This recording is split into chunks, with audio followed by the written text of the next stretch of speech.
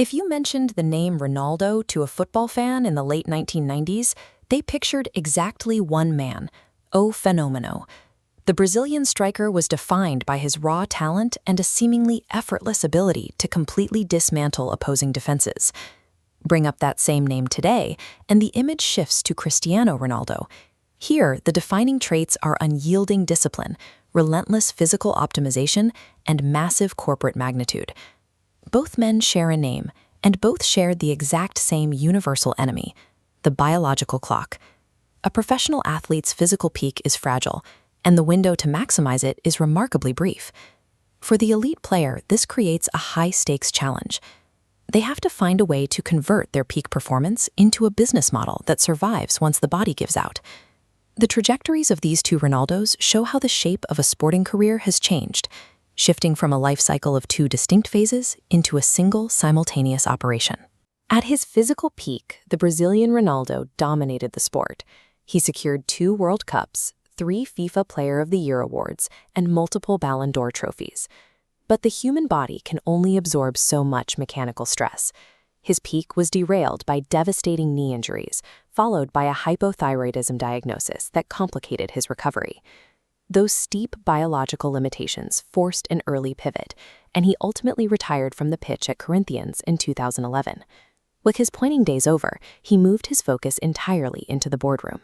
He launched the sports management company Nine and purchased the Brazilian arm of the marketing agency Octagon. He continued building this corporate portfolio by purchasing controlling ownership stakes in football clubs, including his boyhood team Cruzeiro and the Spanish side Real Valladolid. This trajectory makes him the pioneer of the sequential path. He demonstrated that athletes could command massive wealth in the boardroom, but only as a second act after the playing days ended. Cristiano Ronaldo attacked the biological clock with an aggressive counter-strategy. He weaponized extreme discipline, adopting specialized diets and implementing a rigid 5-nap-per-day recovery method. That rigorous maintenance successfully flattened the aging curve. He continues to play at an elite level past his 40th birthday, eyeing a roster spot for the 2026 World Cup. His time on the pitch has lasted so long, his business model required a different approach. He did not wait for retirement to monetize his greatness. To understand how he built a billion-dollar brand simultaneously while playing, we can look at this framework, Capfer's Brand Identity Prism. It breaks a brand down into 6 functional facets. We can map his operations directly onto this model. For Cristiano, his athletic body serves a dual purpose. It scores goals on the field, and it acts as the primary commercial vehicle for his fashion and fitness lines. Then we look at the personality and relationship facets. By actively broadcasting his motivational routines and iconic celebrations, he translates his 1 billion social media followers directly into loyal consumers.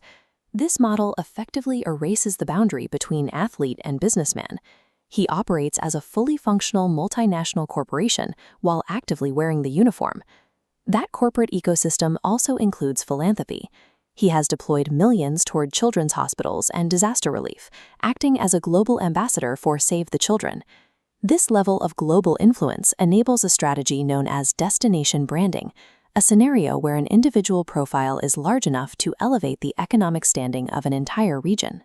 His late career moves to Juventus and later Al Nasser in Saudi Arabia functioned as calculated corporate partnerships designed to boost the commercial viability of entire national leagues. His personal brand acts as an independent economic engine. It moves media markets and directly impacts the identity of entire nations.